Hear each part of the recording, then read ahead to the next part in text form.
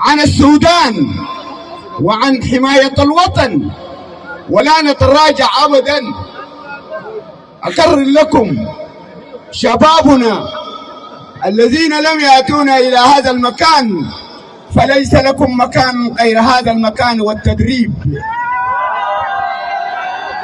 مؤكدا من ليس له الرغبة في ذلك فليخرج من هذه المنطقة ولا وجود له بيننا.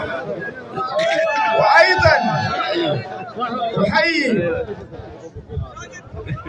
أحيي هؤلاء الشباب المستنفرين إن كانوا من كدركة أو من قسم 4.